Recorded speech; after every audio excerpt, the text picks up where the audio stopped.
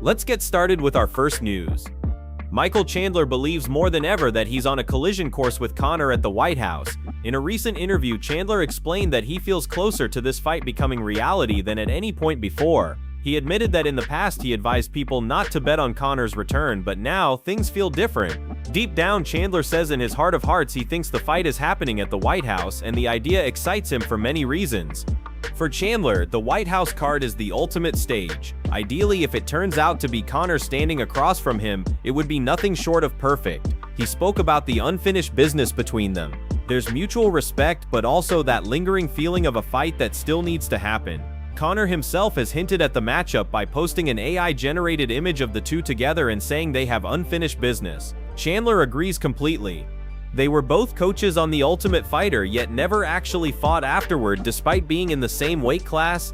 Chandler emphasized that he's never pulled out of a fight, never missed weight, and has always been reliable. For a card as historic as one held at the White House, reliability is everything.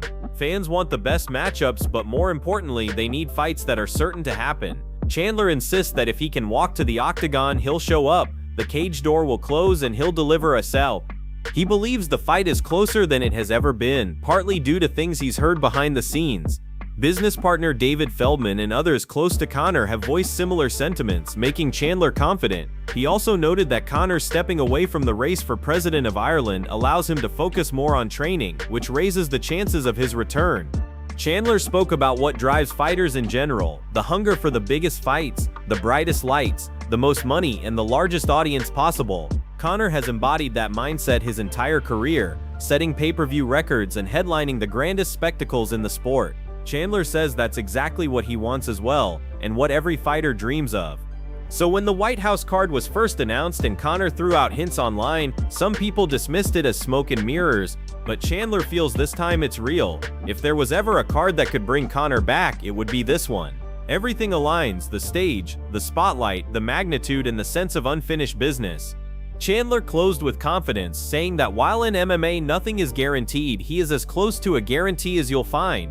If the White House card goes down, he'll be there. If Conor shows up too, then fans will finally see one of the most talked about fights in recent years. Both men thrive under the spotlight, both want the biggest stage, and there may be no bigger stage than the White House. This is the fight that makes sense. This is the fight that delivers, and Chandler is ready to make it happen. Fight fans, I just need a few seconds of your time. We're always working to improve our content, and your support means the world to us. Our old video template was very simple, so we've stepped up the quality. The next step is adding the latest data to every video, and fixing pronunciation issues, which has been a challenge, but with your help we'll solve it. All we ask is one small favor: hype this video, hit that subscribe button, and keep supporting us. Your motivation pushes us to get better every single day. Thank you, fight fans. Move on to another news knot. Ben Askren recently gave an honest update on his recovery journey after undergoing a double lung transplant. He shared that overall he's doing well, but at the same time it has been frustrating for him because his breathing hasn't improved as quickly as he hoped. Sitting in his doctor's office, Askren decided to give his fans both an update and what he called a mental Monday, explaining the ups and downs he's facing right now. He admitted that he hasn't been doing as many updates recently because progress feels slow. Unlike the dramatic moments from earlier in the summer, things now are more steady, with less headline-worthy changes. Still, Askren has to visit the doctor almost every week, something that will hopefully become less frequent as time goes on. Despite the progress, one major issue continues to bother him: his breathing. He explained that it has plateaued, not really going up the way he expected. Askren acknowledged that this has been difficult to deal with, but he quickly reminded himself of something he often tells his athletes: progress is not linear. He said we would all love it if 1 unit of work always equaled 1 unit of improvement, creating a nice straight line of predictable progress. But in reality, that's rarely the case. Instead, progress usually comes in plateaus. You stay at one level for a while, then suddenly you jump to the next, then you plateau again, and later another jump. He described this as the way improvement works for most people most of the time, whether in sports, recovery, or life. It's not always smooth or consistent. There are periods where it feels like nothing is happening, but in truth, the body is preparing for the next leap forward. For Askren, this perspective is crucial, especially as he navigates the slow and sometimes frustrating road of recovery from such a major surgery. He admitted that even though he preaches this message to athletes he's coached, living through it himself has been a challenge. He has to constantly remind himself that the plateau is temporary and that the jump is coming. His patience and resilience are being tested, but he continues to stay positive and focused. Askren's message wasn't just about his own health, it was also about sharing a mindset that applies to anyone chasing improvement. Whether it's recovering from surgery, training for a sport, or working toward personal goals, the reality is that success often happens in waves. There are highs, there are lows, and there are stretches where nothing seems to change, but then suddenly progress arrives. He stressed the importance of holding on during those stagnant times because those plateaus are often where the foundation for the next breakthrough is being built. For him, that means trusting the process, showing up every week for checkups, and continuing to believe in his recovery. Ben Askren's journey is far from over, but his determination, perspective, and honesty show that he's ready to keep pushing forward. He's living proof that even after something as life-changing as a double lung transplant, the fight isn't over. The path may be slow, but the next jump is always just ahead. Move on to another news. Bisping reacted to the situation involving Jon Jones, Dana White, and the fallout from how the Tom Aspinall situation played out. Jon recently apologized to Dana for how things unfolded, but Dana made it clear that it didn't change his stance and Jon still likely won't be on the White House card. Bisping said he doesn't blame Dana one bit. In his view, Dana did everything he could for Jon. He promoted him, stuck to his guns, called him the pound-for-pound #1, even put out a hype package, and reportedly gave him $30 million. Then Jon turned around, jetted off to Thailand, and left Tom Aspinall waiting in limbo. Bisping said when a huge opportunity like the White House card comes around and Jon suddenly says he wants in, it's hard to take seriously. If it were him in Dana's shoes, he'd tell Jon, "Prove it, fight first." And that's the point. Jon is a heavyweight. There's no brutal weight cut to deal with, and the White House card isn't until next June. If Jon is really training as he's claimed in interviews, saying he's been in the gym 5 days a week, then there should be no issue. With a couple months of preparation, Jon could step in, fight, and most likely win.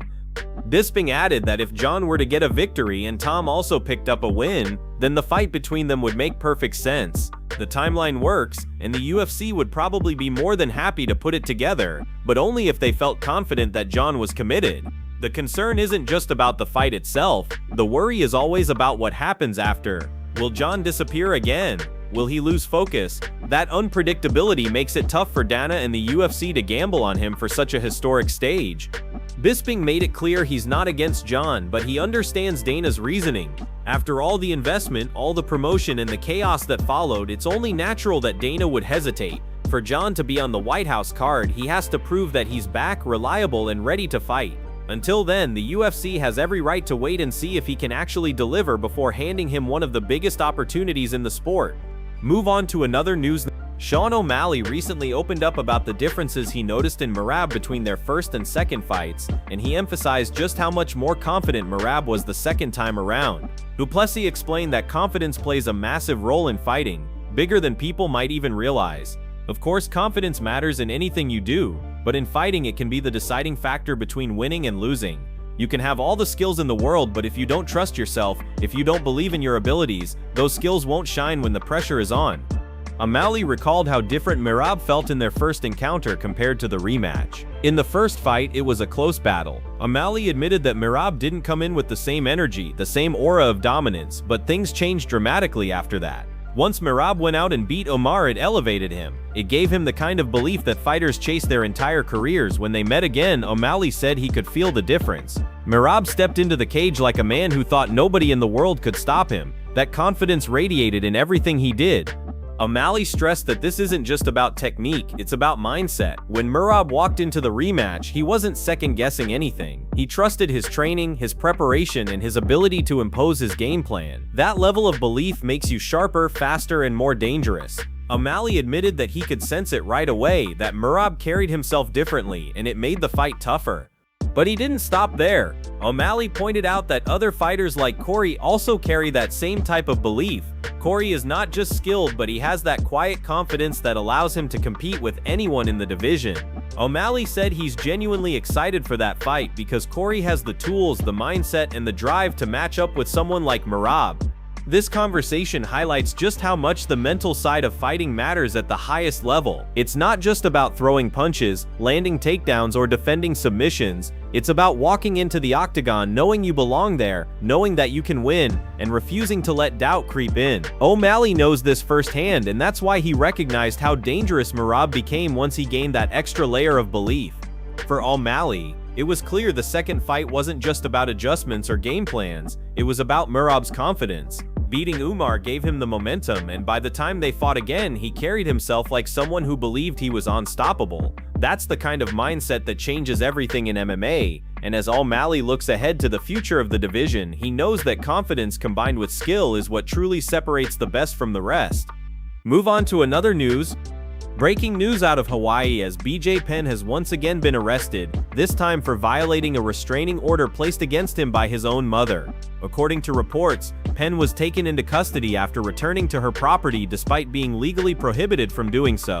His mother had previously filed for a no-contact order requiring him to stay at least 100 yards away from her residence for a period of 6 months. That order remains valid until May 26, 2026. Police say that on Monday, September 15, 2025 at approximately 4:03 p.m., Hilo patrol officers responded to a report of a violation on Puero Street in Hilo. When officers arrived, they determined that Penn had entered the property, directly violating the court order for protection.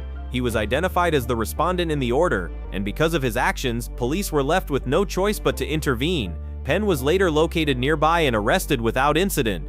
The very next day, Tuesday, September 16th, Penn was formally charged with violating the protective order. His bail was set at $2,000, an amount that he posted shortly after, leading to his release from jail. As of now, Penn is out on bail, but this incident adds yet another troubling chapter to his legal troubles. What makes this situation even more concerning is that this is not the first time. In fact, this marks the 5th time that BJ Penn has been arrested in 2025 alone. Each case seems to further damage his reputation and raise questions about his ongoing struggles outside the octagon. Once celebrated as a UFC legend, known for his fearless fighting style and championship victories, Penn has now become a repeated headline for arrests and legal issues rather than his legacy in mixed martial arts.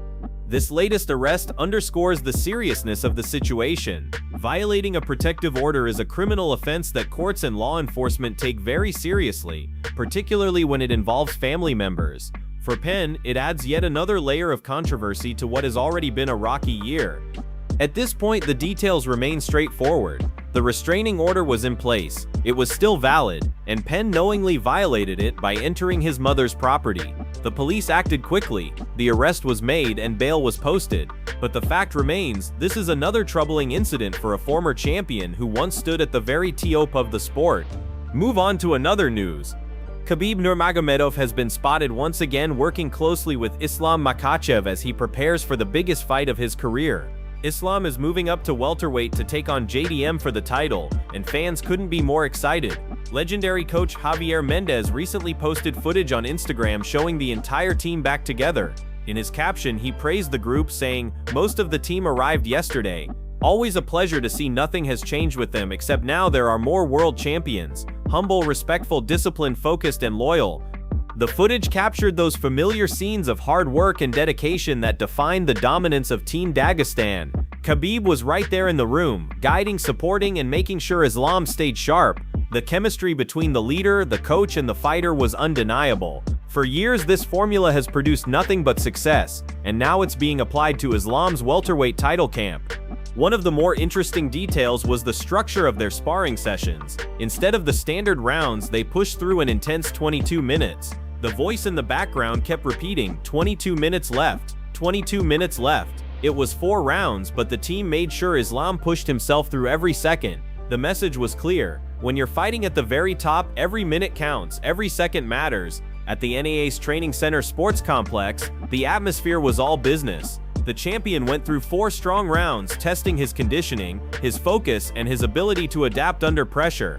The dynamic between them hasn't changed since Khabib's retirement. Khabib is no longer competing, but his presence still looms large over the team. He remains a leader, someone who sets the tone and demands nothing but excellence. Islam, meanwhile, continues to embrace the challenge, showing the same humility, discipline, and drive that got him here in the first place. This training camp feels different though. It's not just about defending a lightweight title anymore, it's about stepping into a new division, taking risks, and proving dominance against a dangerous opponent like JDM. The team knows the magnitude of the moment, and they're leaving nothing to chance. Khabib's voice, Javier's coaching, and Islam's determination all merge together, forming the kind of preparation that has built champions before and could do so again.